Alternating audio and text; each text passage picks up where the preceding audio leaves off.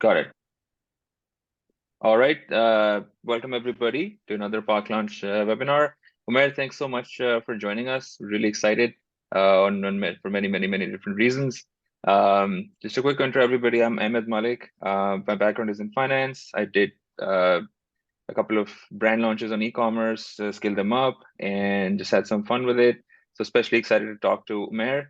I'll just give a quick intro, and then we'll get to the more exciting parts of him speaking about his journey. So Omair is the co-founder and CEO of Cart.com. It's the first end-to-end e-commerce as a service platform that provides software and service to help brands find more customers, sell more places, and deliver their products more easily.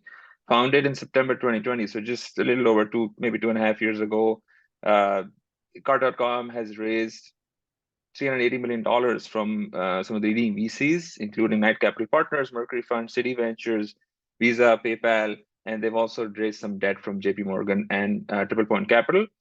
He previously served as a COO and CFO of Blinds.com, which he helped grow to a $100 million yearly revenue business, and then they exited to Home Depot, and then he stayed on to lead the e-commerce P&L there. He's also founded and exited D2C brands and invests in and advises high-growth startups and VC funds. He has an MBA from Rice University and a BBA in finance from University of Houston. Omair, you've had an amazing career trajectory. I'm sure I've missed quite a lot. So let's start with, if you could just walk us through your journey all the way to today at Cart.com. Yeah, no, thank you so much, and excited to do this, and hopefully it'll be somewhat informative and helpful to the people that have joined. So thank you first of all for joining. I think you covered it all, man. I've had an interesting life, but it hasn't been very long. So you can cover it usually in a few minutes. But just to kind of to share a little bit about my background. I was actually born in Karachi, and I was a few months old when I moved into. Hey, just one quick question for the host. There's a bunch of people waiting. Is someone admitting them, or do I need to do that? Ali will be doing that, and yeah, okay. Somebody will be doing that. Yeah. Okay, perfect. Sorry. Thank you. I hate to leave people in the waiting room. It's the worst feeling ever. It's the world we live in. Exactly. So born in Karachi, I was a couple of months old when we moved to Dubai. So I pretty much grew up in Dubai, and my parents had moved there a bit ago. I grew up being honestly a not a very good academic student, and actually failed third grade. And a lot of people don't know about this. I was just too busy playing cricket and chasing friends and doing stuff that was more entertaining than studying for what it's worth. And what was my first kick in the butt was, when I went back to school and I went to third grade, and all of my friends went to fourth grade after summer.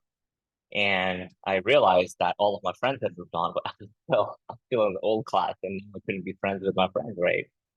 And also it was a little bit humiliating, right? Because everybody was like, "Oh, it failed," and so on and so forth. My parents were obviously disappointed, and so at that point in time, decided that okay, I needed to get a hold of life. I think I don't know how old you are when you're three or when you're third grade, but ended up working really hard. I wasn't very smart from the get-go, but just made up for it by working really hard, and ended up actually graduating high school at 15 years old. So I sat for both the O-levels and A-levels exams altogether. I gave 17 subjects at the same time simultaneously. Scored 17 straight A's. I became a nerd from completely being terrible at academics, and developed a very high level of interest in applied physics. At that point in time, I actually got a full ride scholarship to go study at Cambridge University in the UK, and was very grateful for that offer. Ended up moving to Trinity College, UK for a semester and a half, and at that time, I actually got invited to talk to NASA here in Houston. I had scored really high on some of their aptitude and applied physics and applied math tests, and they had just launched the interesting foreign exchange program for students, foreign student exchange program.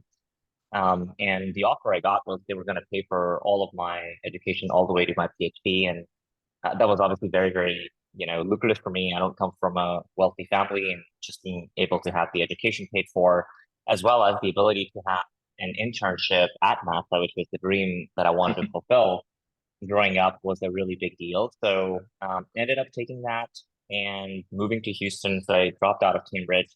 They weren't very happy about it because I think they had offered that scholarship to like, I don't know, 40 people out of 10,000 or something. So they were very upset. Moved to Houston. I was like 16 and a half, 17, 16 and a half, right? Yeah, 16 and a half or so, 2002 Q1. And the timing of the world was a little bit changed because 9/11 had happened in the United States. So right after I moved here, it was pretty crazy because the world had kind of changed, and NASA was like, "Hey, look, we cannot, we don't have the funding for a foreign student exchange program anymore, right? Because obviously, as you guys know, 9/11 was caused by a lot of people on student visas. So I had a choice of going back to Dubai, where there was really not, at that point in time at least, a university that was very well known for higher academics. I think they had like one university which was not very good then. And then Cambridge wouldn't take me back because the Brits can be very vengeful. So ended up deciding to stay in Houston and try my luck here in a different city. 16 and a half. Had no idea what to do, and I was like, man, what could go wrong? So ended up actually enrolling in school here in the University of Houston. Graduated from there. Ultimately went to Rice University to get my MBA. And it was during my time at the University of Houston where I think almost like a year in, I realized that, man, it was really, really hard paying the tuition by yourself and living when you don't have scholarships, right? Because at this point in time, I had to switch majors because I was like, look, if NASA's not going to hire me, right? I mean, I don't have a career, so I have to switch and do something different. So I chose finance instead. And I had no scholarship for it. I was paying for the tuition myself, working, gosh, um, I don't know, 12, 13 hour every day, and then being in school 6 hours. It was brutal. And I was like, man, it sucks. Like this is not going to be a good sustainable way for me to pay for college. And by the way, right, for what it's worth, even after working that many hours, I just didn't have enough money to pay for tuition and be able to survive here in a new city. So that's when I launched my first entrepreneurial venture. And it was a very simple idea, which was I'm going to buy jewelry from Pakistan and sell it in Houston because the dollar rupee arbitrage is a real thing. Right. Now more than ever, right? So everybody that's on the phone that has the ability to buy stuff from Pakistan so we can increase our foreign exchange reserve there. But ended up figuring out that the only place I could actually sell jewelry without having to pay a lot of upfront cost was the flea market on the weekend in Houston. And flea market, for those of you that don't know, is like it's like a Lunda Bazaar for the US. And I started a weekend little store there, and over the next 3 years, built that business to 7 different locations across the flea market. At one point in time, I was bringing in almost $300,000 a year in cash, believe it or not, selling jewelry in a flea market from Pakistan. I remember one time when some of my family showed up at the flea market and saw me walking around with a yellow sign, and they were like, "Man, you were supposed to be an astrophysicist. What the hell happened to you?"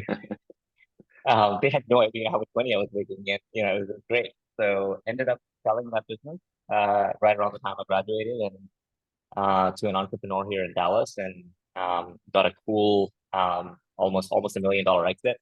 And I was like, man, this is the best country in the world. You can come here with nothing, not know anybody, just open up a little stall at the Lunda Bazaar and still make $1 million. So that's kind of where my entrepreneurial bug first came in.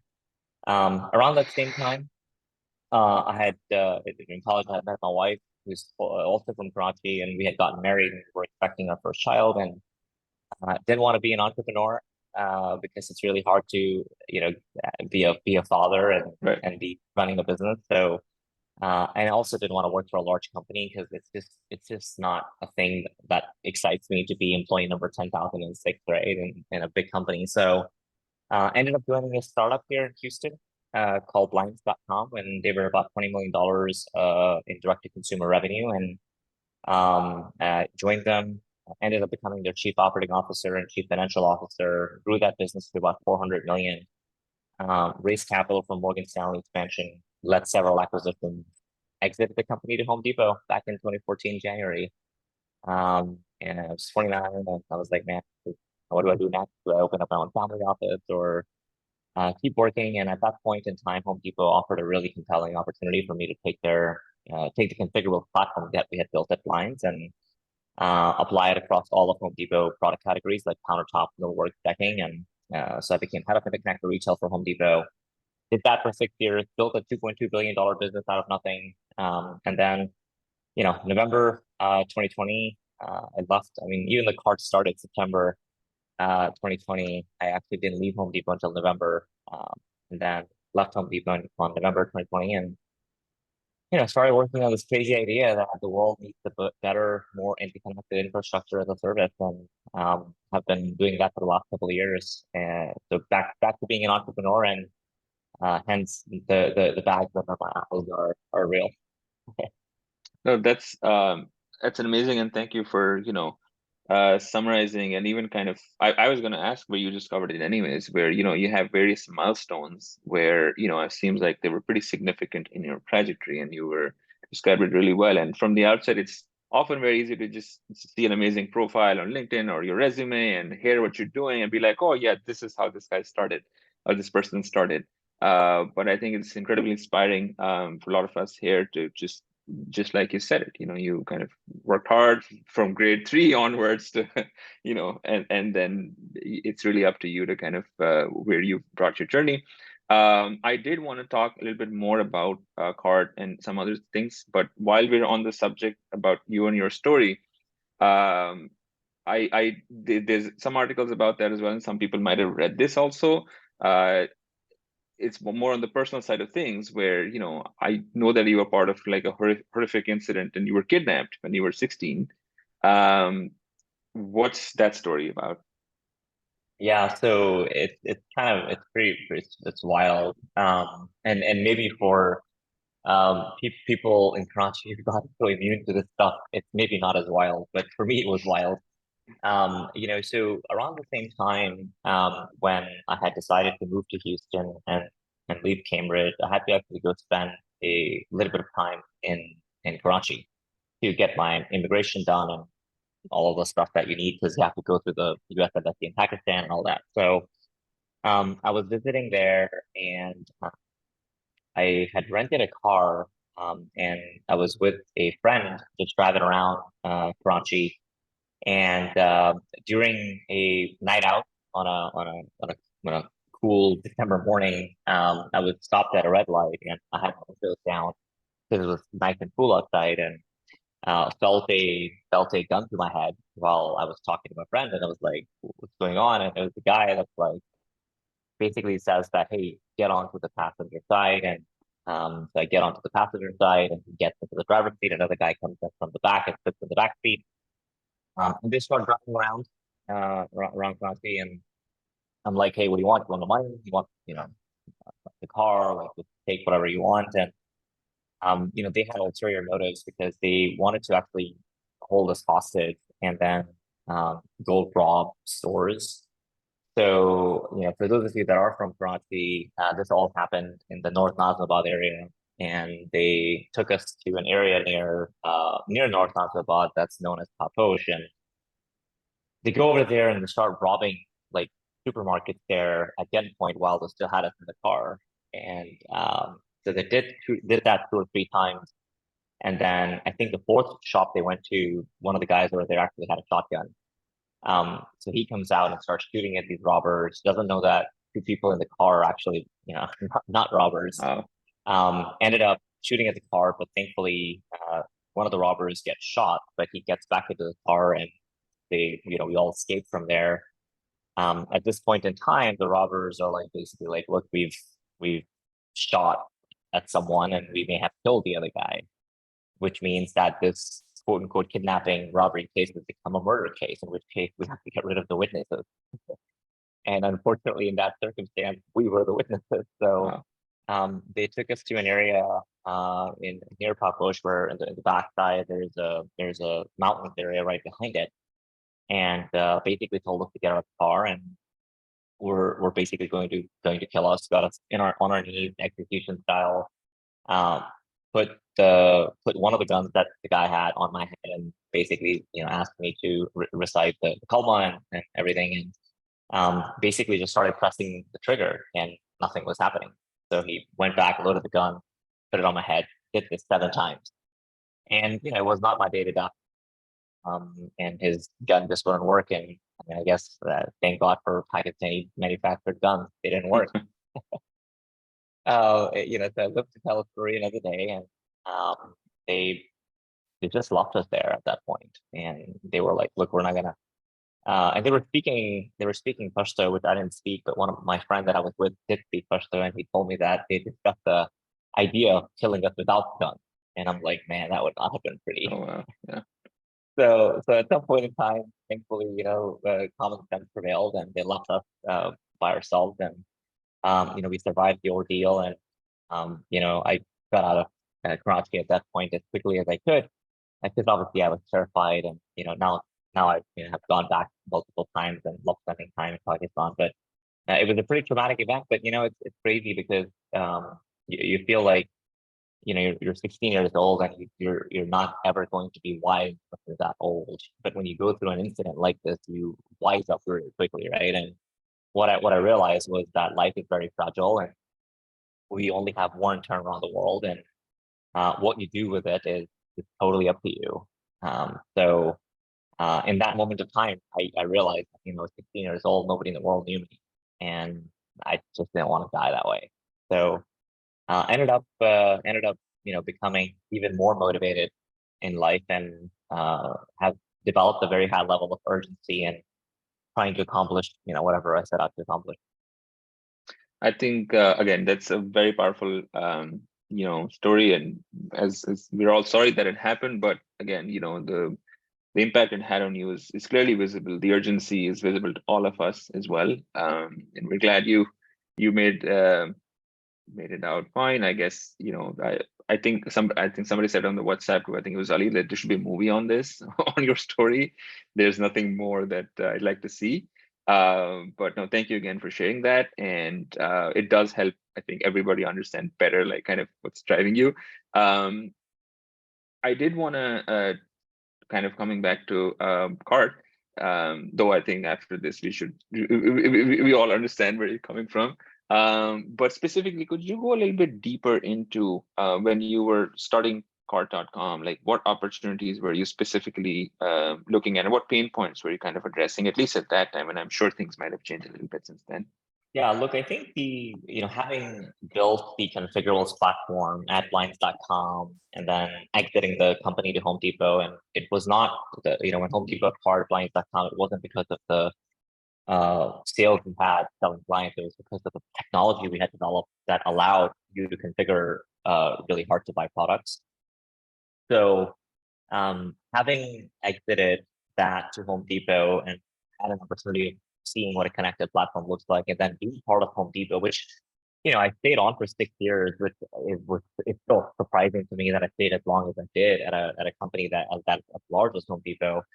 But what I learned over there was pretty fascinating. That when you have a connected infrastructure where your website and your fulfillment operations and your services operations and your marketing tactics are all fully integrated, the end consumer journey is also very integrated, right? So when you go online and buy something on Best Buy or Home Depot or Walmart or Amazon, as a consumer, you don't feel fragmentation, right? You're buying from one place, you're getting from that same place, and you see the ad of that in a different place, but it's all connected. And I kind of looked outside into the world, and I was like, man, like this Shopify thing that's worth like 100 billion, right? Is a good model, but it gets you from 0 to 1, but it doesn't really get you from 10 or 10 to 100, because the faster you grow as a brand, the more pieces of e-commerce and retail you need. And in order for you to do that, you have to connect to all of these different pieces that, by the way, are not owned by Shopify, right? These are applications and vendors and APIs that you have to connect into. And the technological and operational experiences are very bifurcated. And, I was like, man, like, what if like we could build something that is similar to Amazon, where it's a infrastructure around technology and operations, but like it's for enablement. We're not a marketplace, but it's like a brand can come to us and say, look, I want to use you for fulfillment operations. I want to use your technology to power my website. I want to use your technology to power my marketplaces. Like, how do you become that glue that connects everything together, right? Was the idea. And in my mind back then, and every entrepreneur has to be somewhat distorted, that we could take over, the two dominant players, Shopify and Amazon, and trillions and trillions of dollars worth of businesses in the commerce enablement space by, like, yet again reinventing the commerce enablement model, right? So the idea was based from true disruption as a concept, and we were like, look, a connected infrastructure has to be better than a disconnected one. So that's kind of where the idea and inspiration came from, having seen how well a connected framework works at a Home Depot, and at blinds.com. And so I've never actually been a B2B guy, right? I've been on the D2C side. Right. So for me to even start a B2B company was kind of crazy, and still is for what it's worth. But that's where it came from. No, that makes total sense. And at least me personally, and having worked in e-commerce as a DTC brand, three different brands at some point, definitely a pain point. One of the reasons I personally, for example, sold the last company was because of that whole thing of 1 or 2 to 10. There were so many moving parts. I remember a day when we had, some peak sales and whatever, and because there were 40 something apps on the store, just crashed. So I was on the fly, last moment, finding somebody on Upwork, paying them like $300 an hour to just fix my website. Crazy. And then, as you said, on the other side, Amazon, the customer just sees one thing, but as a brand, you have 5 or 6 different entities you're dealing with. So definitely, there's a need, and it seems like you jumped on it. And in terms of the fundraise also, it's a massive number. I think over 380 million, if I'm not wrong, and includes debt and equity. That is a phenomenal feat in this space, and you're taking on a big challenge. And fundraising, from my understanding, from every single founder that I know who's raised a significant amount of money, it's like a full-time job, and especially it's not easy for maybe, generally speaking, immigrant founders, or like a kind of as a Pakistani American, I'd love to know about your journey of not only raising funds but like killing it on that front.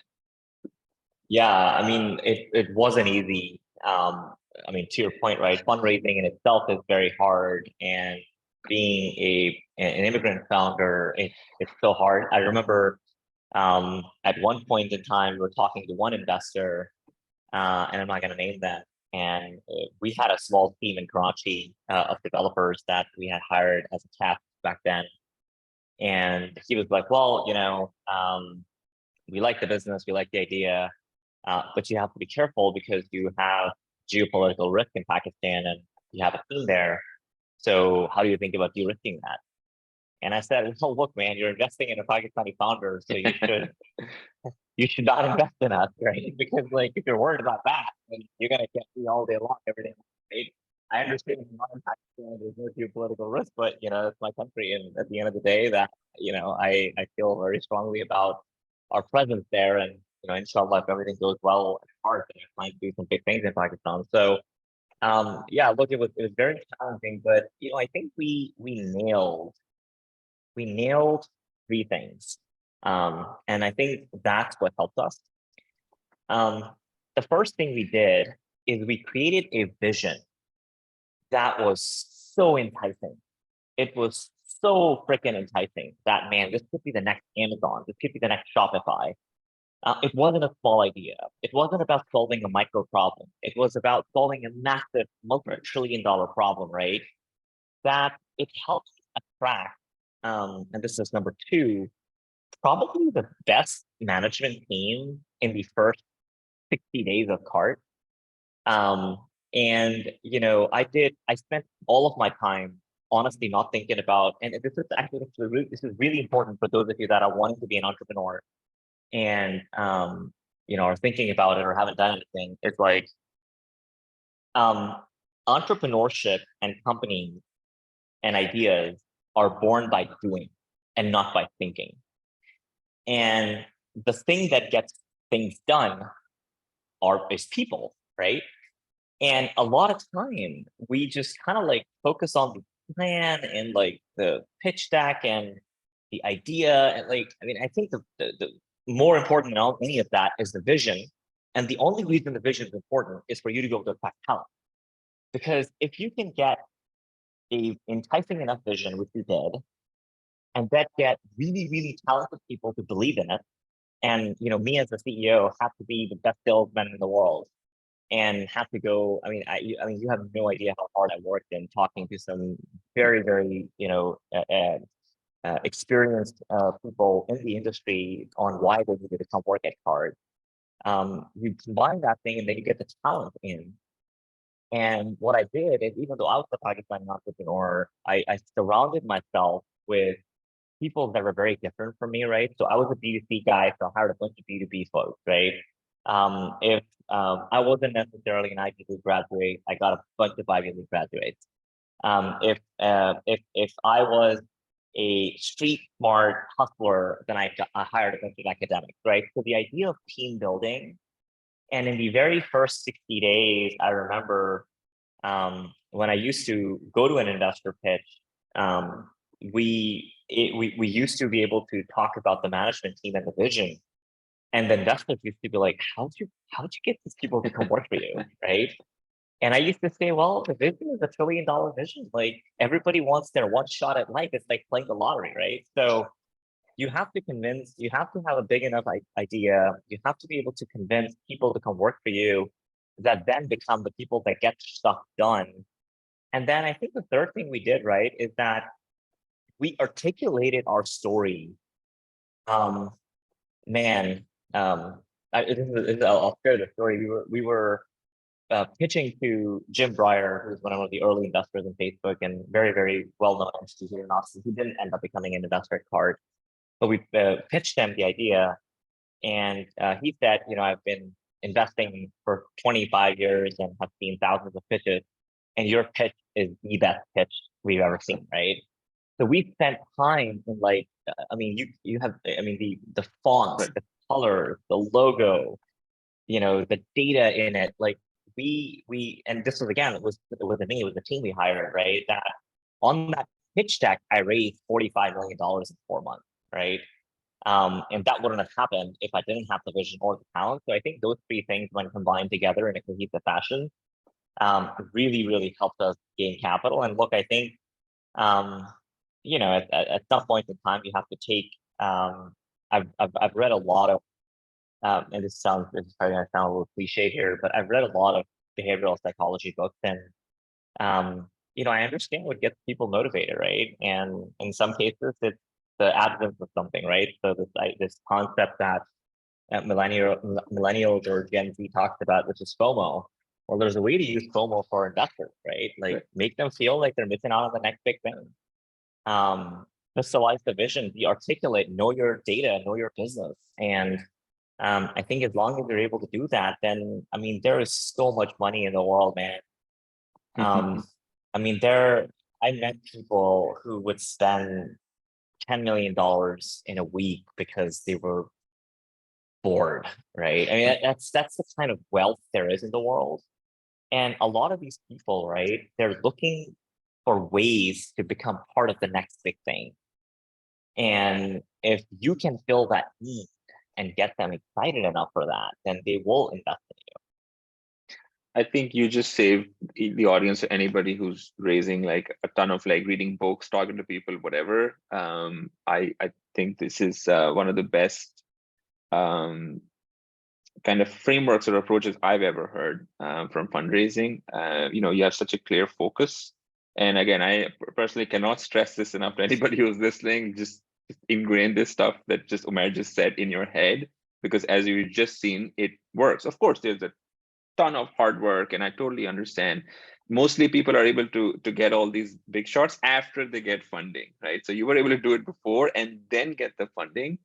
You got the chicken and egg together or whatever. So it's so yeah, I would urge everybody to kind of listen, and seems like you flipped the framework from like why to like why not. Like we're missing out, right? We're missing out if we don't get in right now. That's amazing. And kind of an interesting thing you've done is that you've grown a lot, and a lot of it is also through acquisitions, which is a very unique strategy. And yes, it happens, like with YouTube and Google and Facebook with Instagram, and we've learned all those stories, but a lot of people don't necessarily know how or see how hard it is to make that work. For every one of those, there's so many that didn't work out. What drove you to that strategy, and how has that been working out with integrating with the culture and company as you grow very fast? Yeah, look, I think we once we created this really massive vision around being the connected infrastructure end to end, being able to solve for 10 of the 15 apps that, for example, you are used to using as a direct-to-consumer brand. We then realized that doing it is actually really hard. So the vision itself is very compelling and enticing, that hey, connected infrastructure is better than a disconnected one, and having all of your data in one place is better than not having it all in one place. And having some sort of economic benefit, because if we're the connected infrastructure, we're not like 20 apps that have to charge you for every single thing, right? We can give you some unit economics. Like the idea was like very compelling, but then we'll be okay, well, how the hell do we execute on this, right? And this is where, again, it goes back to having really smart people. And we said, look, if you start building all of this, it is going to take us one, really long time.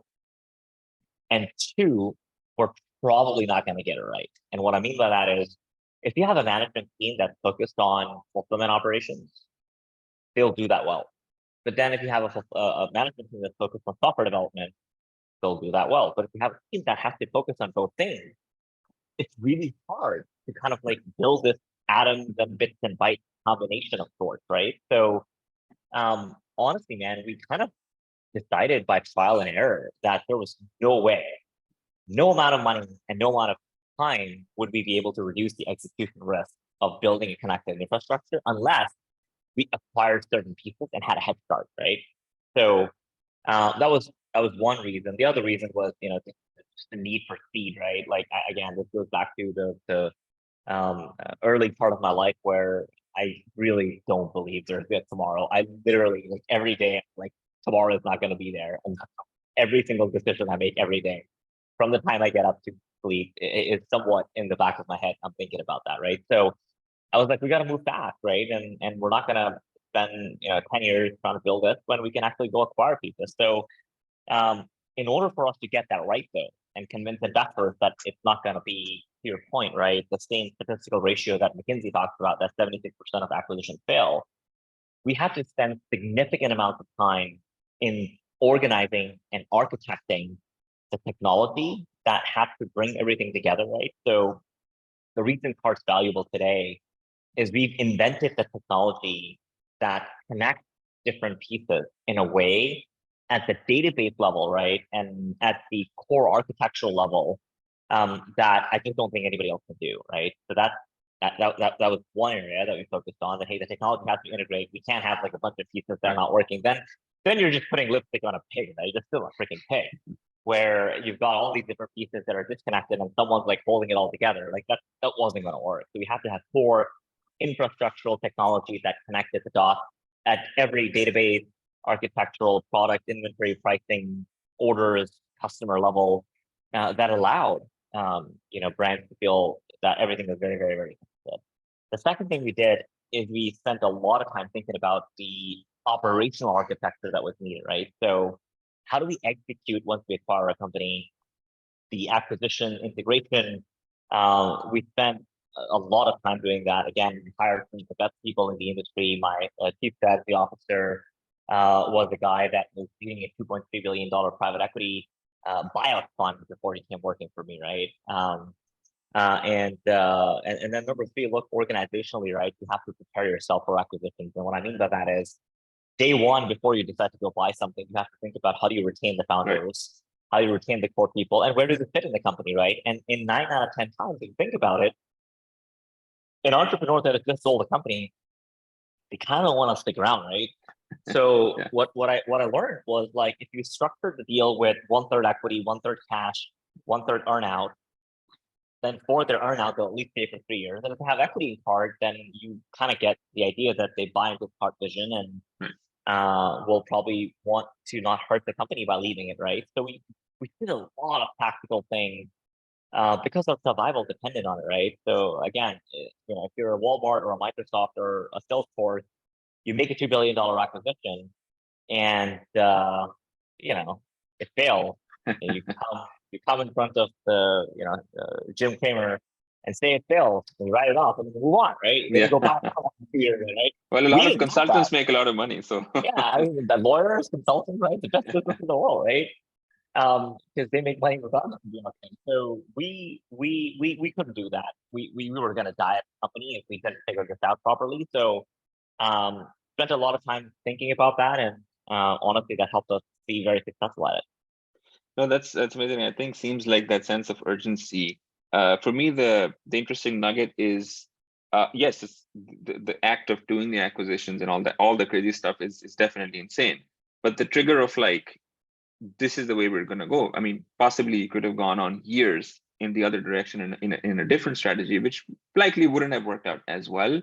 So that's phenomenal to kind of, I feel like as startup founders, are the decisions the harder ones. Just making them is most of the course correction or winning, and then execution, of course, needs to be done, right? Because there's not much else outside of execution. Yeah, I mean, look, man, I cannot emphasize this. Like, this is such an important fundamental here that I think so many people miss it. Like, so the thing about time, right, is that it's changing, and the reason this is it's a very simple, like, everybody knows time changes, right? But the world operates in cyclicality, where you've got good things happening, and then you got bad things happening. You got good things happening, you got bad things happening. And nobody in the world can predict when things are going to change, right? So as a factor, if you say, you know what, I'm going to do this next week, or I'm going to start fundraising 2 months from now, or I'm going to launch this product 3 months from now, or you know what, we have so much on our plate right now, we really can't do this. Let's delay this for 2 days, right? Or there's a meeting to be had. Let's do that tomorrow, right? Well, if you're caught in an upward cycle of time, then you're fine. But the moment you're caught in a downward cycle of time, and which, by the way, you can't predict, right? Yep. You're screwed, right? So, we raised $240 million 2 months before the world went to shit. Right? Yeah. And my board and my investors were pissed at me because they were like, the company's getting diluted. And I said, you can't take dilution to the bank. You can take cash to the bank. Yeah. Like, I mean, you have investors lining up to put money into cards. Let's just invest in card. And there's only one reason companies go out of business, and that's that they run out of cash. So, like, no, we're not going to wait for a year to see business and get a higher valuation. And no, we got people here. Let's do it right now, right? So I think to your point, right, the bias for action, the need for speed, the urgency, the paranoia, right? It's so important because you just don't know once the cycle changes. Then, I mean, I'm talking to some really good companies, some really good founders. They have good fundamental businesses, but they can't raise capital. And for a 1.5-year old company that's built on the venture capital model, right? Which is you build, and then sell or whatever, right? They're probably going to go out of business because they just didn't move fast enough. Yeah, makes sense. I think, again, it's a smart move that some startups did really well, basically raising money because they could, just before everything went down, and things are looking good. I will add in one more question, and then we can open it up for some Q&A. And natural segue, we were just talking about a little bit, where the market has gone to shit, as we all know. and we keep hearing it's a great time to build and this and that, and for Cart, what do you see as the main couple of challenges, and maybe on the flip side, opportunities? Yeah, I mean, for what it's worth, man, this is not a great time. Like, let me be very clear. Like, people just say that to make themselves feel better. But it's not a great time, Yeah. and I'll tell you why. Right? The last 9-ish month or so, investors have gone into a sort of paralysis where they're not investing, they're wasting the time of the founders. And the unfortunate consequence of this is there are some really amazing companies, really, really viable business models that are not getting funded, right? And look, I have built a business that I bootstrapped, and that was my first business. Blinds.com, up until like many, many years, was pretty much bootstrapped. We took no outside capital in. So I have been in the shoes of entrepreneurs that bootstrap, and I know that there's this narrative out there that this market's trapped, so focus on building and bootstrapping and getting profitable. And I think those are all the right things. But I just want to be clear, it's not good. And it sucks not having capital to infuse great ideas. I think the overall level of innovation is going to go down. The level of experimentation, creativity, taking risks is going to go down. And look, I understand that at some point in time, everybody expects you to build a viable business, and every business, in theory, right, has to be very, very viable. I get all this, but again, in the first couple of years of operation, there's so much spaghetti you're throwing at the wall, trying to see what sticks, that you're never going to get execution perfectly right? Unless you're moving really, really slow. And Right. I'm just not a fundamental believer of moving slow, right? So, look, I think this market has been challenging, and I think what's important, for at least a company that is looking to raise is, just find alternative ways to fund your business. And we've been very, very lucky at Card. And by the way, that could mean partnerships, that could mean strategic CVCs, right? They're still investing. Corporate venture capital arms were 46% of the total deal volume in Q4 of last year. So there's still money out there. Don't worry about valuation. Don't worry about dilution. Don't even worry about structure as much, right?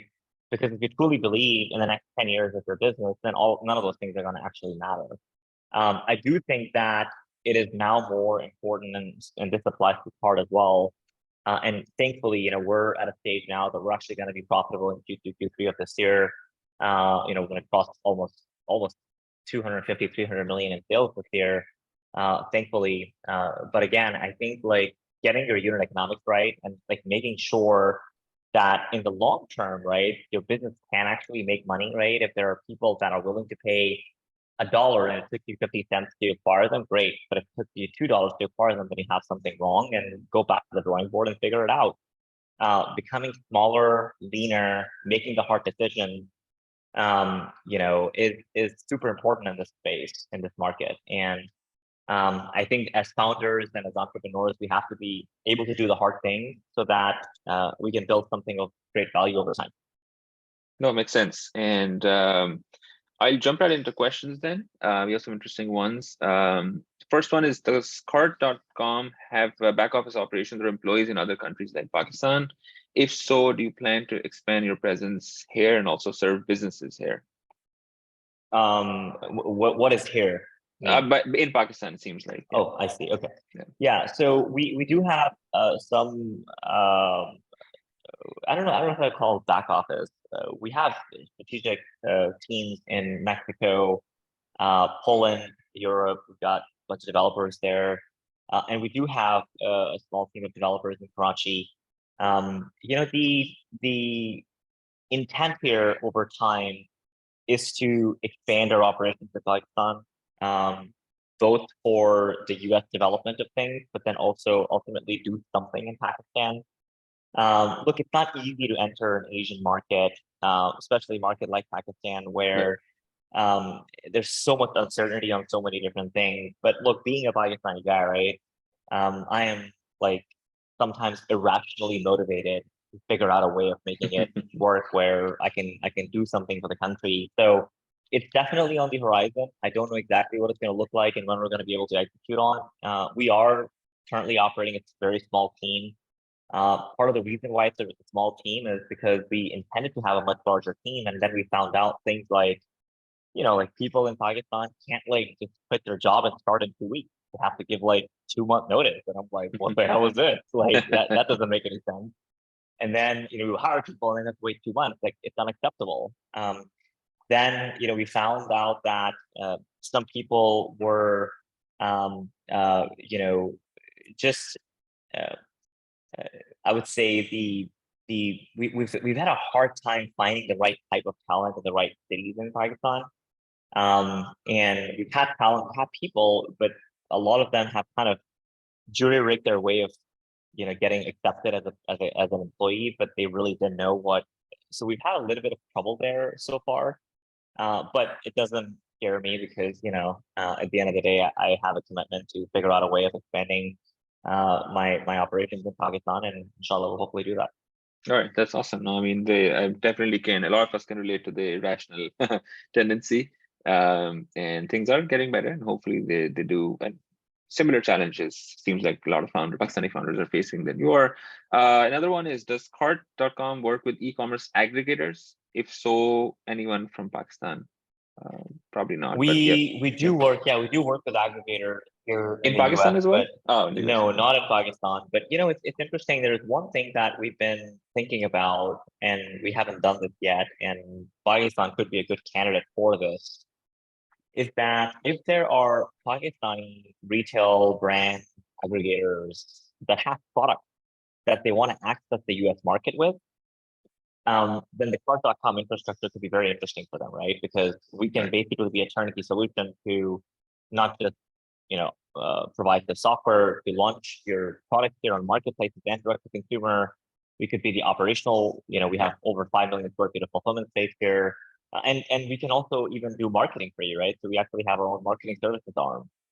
So, to the extent that there are brands and retailers that want to access the US market and have the capital for being able to invest and wanting to be in the US market, we can probably start helping them out. And this is something that's on our strategic roadmap for the next couple of years. No, that makes sense. I've seen that some of the brands like Khadi and some others are also, they do really well here as well. But every single time I've talked to any founder in that space, it's duct tape and glue. Everything's just like, there's no one clear answer. And another one, we already kind of talked a little bit about that, but since somebody asked, I wanted to kind of convey it. What do you look for in the first few employees? So look, in the early stages of Cart, and for any company for that matter, you need generalists, people that can be your CFO and your CMO and your CTO. And it is really important. You cannot hire specialists in the early stages of your company because you're going to run. You have to have some of them, but most of the team you have has to be able to hustle and do multiple things. I would say that's number one. Number two, you have to find people that are okay with ambiguity, right? Which is just not having any clarity on what you're going to do when you come to work tomorrow, right? And not know the crystal strategy and operational roadmap, like people that are okay with working in the unknown. And I say number three, so one is people that are generalists. Two is people that are okay working in uncertain environments where they don't really have clarity of what they have to do every day. And then the third one is pure just grit, right? Like people that have the ability to not give up and just keep trying and doing is very, very important. And then obviously bias for action, right? I'm weary of people that are talkers. If you're a talker and you can't do shit, I think there's a famous quote that says, well done is better than well said. So that's something that's really, really important for us. Makes sense. All right, and we were talking about the economic downturn, and somebody's asking that you've recently announced layoffs, like pretty much every company, fast-growing company out there. Sometimes it's necessary, but what's the best way to right size? So it's interesting because we actually had in 2022 Q1, we did something very similar, even though we had hundreds of millions of dollars of cash, and we did this again this year. I think layoffs that are purely driven because of economics are usually not good. Because then what that implies is that you've got a fluff of fat in the company that was completely unnecessary. On the other hand, if the layoffs are or cost measures or reorganization are kind of initiated because of your strategy as a company, which is, you know what, we're going to defocus from 3 of these products because they're not really making money, and we have to now refocus our priorities in these 5 things that are making money. They're always really better than the other types of cost-cutting measures, right? So that's kind of what we did, and we actually intend to do that every year. And what I mean by that is every year we look at our strategy, we look at our operating roadmap, we look at our financial projections and historical performance, and then we say, okay, well, these are the investments that are paying off, and these are the investments that are not.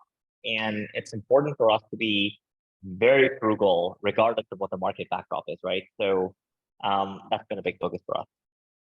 Oh, that makes sense. I think. Go ahead. I do. Sorry, I was going to say, I do notice one question here around someone asking an idea for a business, or how do I get started, and how do I? Yeah, I just want to respond to that. Awesome. Because sure. I have, and this is I go speak at Rice University. I speak at universities. I speak with young kids at high school, and I do a lot of speaking events, and I get asked this question a lot, right? Which is like, how do I get started? Like, how do I start a business? And good idea, but how do I get skill? And my number one piece of advice is just start. And now it sounds like, what does that even mean?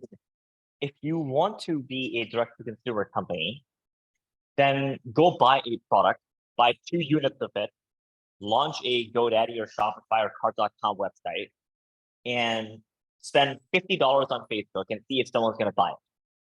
Do it. Because if it doesn't work, you'll learn from it, right? So I think my biggest advice to people that want to become entrepreneurs is please, man, just do it. And it could be a side hustle. It could be something that you do at night on the weekend. Like, just doing is so much better than thinking or planning. There is no such thing as a great idea. Everything is all about execution at the end of the day. So just start doing it, and something, you have to pivot and iterate your business model a gazillion times before you become a real business anyway. So, I mean, who cares about the plan or the idea, because it's going to change anyway. Yeah, I don't know a single founder who started something and in a year or 6 months was exactly the same. I don't think there's any founder exists even. There's always some sort of a tweak or pivot or change in many different ways. There was one more thing. I think that somebody asked about, there are several companies here from Pakistan asking how to connect with Omair and the team, penetrating the US market specifically. Is there some specific person you'd like to connect with, or can they reach out to you for that? Yeah, for sure. So I will provide the best person on our team to be able to reach out for that. I'll follow up with the email address for it, and we can share it with the broader group. In the meantime, you can also email me and I can forward it to the right people. Sure. Omair@cart.com. Super simple. Right, and no webinar or chat these days is complete without OpenAI ChatGPT. Your standpoint, where does OpenAI fit in this its journey, or related to Cart.com, or in generally also, if you'd like to comment? Yeah, I mean, this interview actually is not a real one. This is ChatGPT answering all your questions. I have it on my phone up here, and just like Google. No, look, I think it's fascinating, right? I mean, it is. I think a long time ago, someone said that at some point in time, it's going to be hard to bifurcate what's real and what's magic. And I think we live in that world now, where you've got tools like ChatGPT that are GPT-3 that's like creating content and doing things that one never imagined.